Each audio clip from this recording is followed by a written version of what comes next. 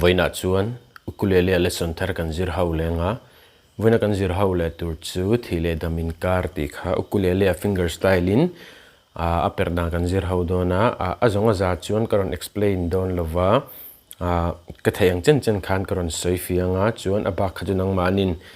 in thiamanga khanin in lo in zirve to don ni he chu nangmani puitu tan chawa ron siam kan ni ama sabera chuan hian akalang nang chu in ha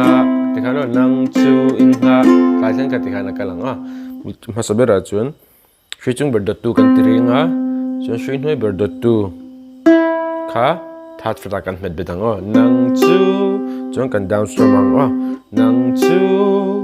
chuan shrichung ber dot tu kan tirilenga open in engma met lawin nang chuan a minor shrichung ber second fret le shri noi ber dot tu kan tirileng chu tikhan kan tireng tikhano nang chu tikhan in man thayam mo cha kan tileng nang chu tikhano da ta chun ten kal leng tikhano shrichung ber dot tu kan tiringa vai khat chuan shrichung ber second fret le shrichung ber dot tu kan tirileng arwalin tikhano nang chu chuan shrichung ber kha voi ni kan tirilenga in nga tikhano nang chu in nga chuan kan down strum leng f a khan nang chu in nga chuan na tla tikhano hata shri noi ber dot tu first fret chang third fret a hamaron pull off kan tiang tikhano nang chu in nga tikhano ta chuan hami zo khan shri noi ber dot tu open le shri chung ber open kan tiriang chuan te kan tirleng chuan hami zo khan shri chung ber dot tu kha second fret a kan met lenga kan strum leng vai khat tikhan shri chung lampang kan strum ang vai kha chu tiri kherangai lo tikhano bul changin nang chu in nga tikhano chuan da jan ten kal leng ke chu ka duap tikhano ke chu ka duap angai theu na kal tikhana ngai theu na kal lo hetlai pokhane nang reng ke chu ka duap ti akhan third string kan open chuan shrichung ber le hemi third string open thau kha shrichung ber dot tu open thau kan tirilenga apani in ke chu chuan hei voi ni kan tirilenga engma met lovin ka duap tikhano ke chu ka duap chuan kan down strum leng ke chu ka duap si ngai thawin abul jangan tirla chinang nang chu in ha na ta ke chu ka duap chi mi zo kha shri noi ber dot tu kan open leng khana kalang tikhano ke chu ka duap chuan khami zo khan vai ka kan down strum leng ha lang tikhan ke chu ka duap si tikhano chuan da jan ten kal leng ke chu ka duap zo khan kan down strum ma tin kal leng ikyanga chuanin tikhano second string shri noi ber dot tu third fret a vai khat chuan kan down strum anga kyang chuan kan tirileng second string a thau khan ikyanga tikhano ikyanga chuan a minor hemi first a shri chung ber second fret le shri noi ber dot tu kha kan tiril dun leng open kha chuan hemi note hi kan zuk strum riang in tikhano ikyanga chuanin tikhana kalang abul chakan play le chin nga mong changin nang chu nang chu in ha na ta kei chu le mi zo khan mo na ta kan ti zo khan kei chu harang de min kan zom halang a nang chu ti miang thau khan mai kei chu ka duap sia ikia nga chuanin ti khana kalang o ta chun tiang kal liang lo reng ti khana lo reng ti khan e fa kan lu tanga shui nei ber dot 2 first fret ta shui chung ber second fret kan strum thanga lo kan tiang o hetlai khan lo chuan kan down strum lenga reng lo chuan shui ber dot 2 kha kan open nga reng ti khana lo reng lo kan tiang o lo reng lo chuan shui chung ber second fret le noi ber dot 2 open khan kan ti ru dun leng reng ti khana bul changin lo reng adu ta chen tiang kal leng kan nei ngai lo ti khana a shui chung ber dot 2 kha voi khat kan met ringa ka kan open lenga nei chuan shui noi ber dot 2 voi khat kan ti ri lenga opening ngai chuan shui chung ber dot 2 second fret kan ti ri dun lenga lo ti khana bul changin lo reng kan nei ngai lo ti khan bul chakan play chinang o nang chu in ha na ta kei chu ka duap si a ikia nga chuanin lo reng kan nei ngai lo kami zo khan kan nei ngai lo D sus4 G sus4 hetlai kan la metanga shui noi ber dot 2 third fret ta kan metanga shui noi ber third fret ta thau kha kan tiang down up down a top down a kan G a kan dut lenga lo reng kan nei ngai lo down up down ikan adu ta jona chorus a ron lu thang abul chekin mong chai kan play le chinang atira strumming pattern kha karon soi talawa tina kala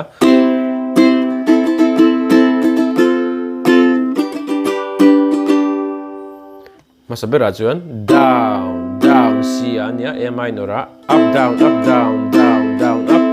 F down G up down akan to pango up down nang chu ti khana kaldon yo ain chu ate khajun down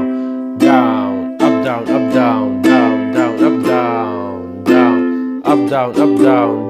nang chu in ha na ta kei chu ka duap si a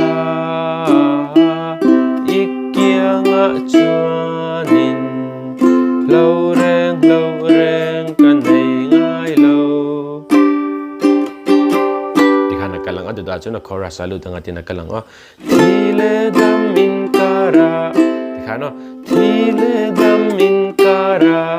F kan met lenga F kan down strum finger roll lang do lekin hete kan ti thak thei kha chuan ari kha tin al le zo hete down strum top le mo te down strum top le ti khan thile dam kan ti down up down ni na kalang thile dam F khan thile dam inkara ti khan thile dam kan zo khan heta noi ber dot 2 third fret ta khan inkar ti khan thile dam in na khan kan to panga kara khan shui chung ber nen kan ti dun leng kara kan tiang kara kan down strum leng halang down up down chuan inkara ti khan inkara thile dam inkara ta chun tiang kal leang po ding ma ila tikhan no po ding ma ila po shun hai ber dot tu kan open nga po kan tiang thi le dam inkara po ding ma ila tikhan no hemi po ti lai te khan shui chung ber nai kan ti dun leng po hemi open ve no po ding kan tiang chuan hemi second string shun hai ber dot tu kan ti leng open in po ding ma khan hemi shui chung ber dot tu kha second fret a kan da nga chuan kan down strum po ding ma ila kan tiang ila cho kan down strum ang sia ila hemi kha voi ni ila bul changin thi le dam inkara po ding ma ila tikhan chuan dot le chun tena kalang nang chuan min veng nang tilai te kha tikhan kal lenga f kan met lenga nang chuan a khan down up kan tiang nang chuan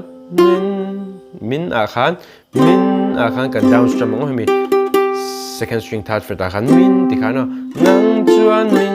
chuan second string first fret chang third fret a kan hammer onanga veng chuan shui chung ber open le hemi kha kan ti dun leng chuan third fret a bo kan hammer on leng tikhan nang chuan min tikhan bul chagan play le chinang thi le dam inkara tila chang khan thi le dam inkara po ding ma ila nang chuan min vengang tikhan ka lang chuan dot le chuan tena kal leng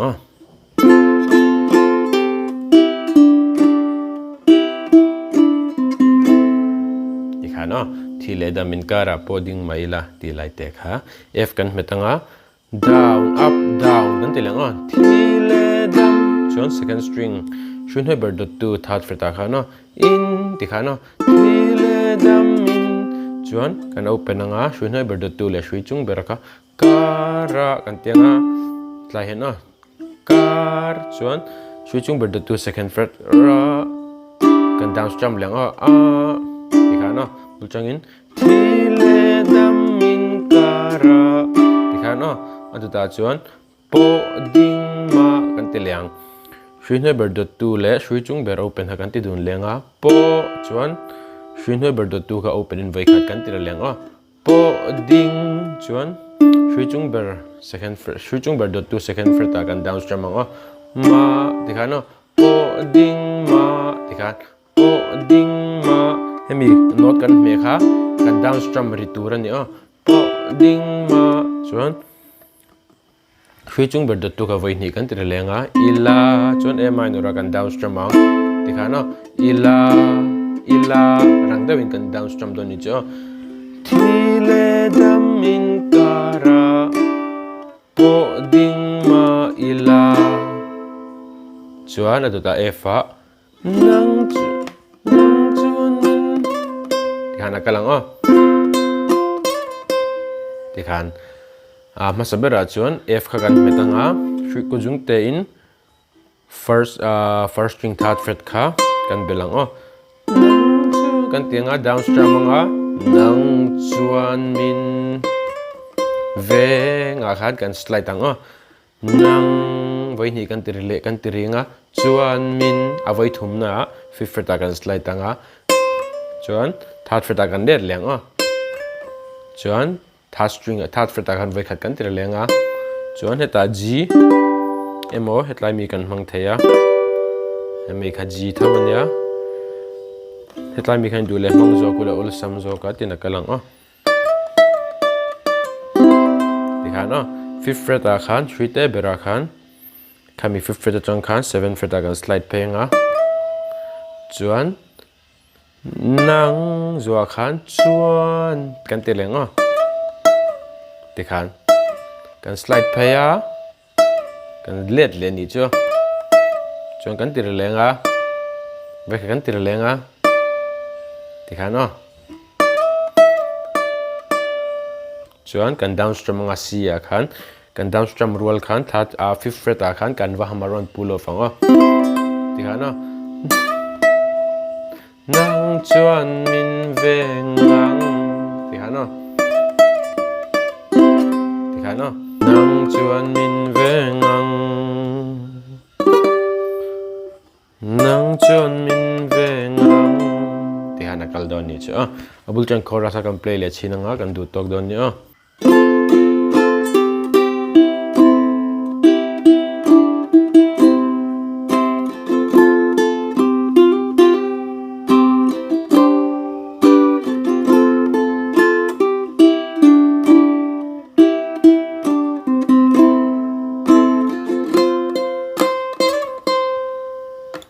G mà tại mình không cần mang thế thì khá là cái lăng abak chu tle mà chạy mo indu pon nang manin in lau ti venga in khoi tama in zirpeya in an non ngun pe chuan in thiam thei mai ka ring lesson lepeka kanin hmula cheu don nia in zawa in mang cha le vek ule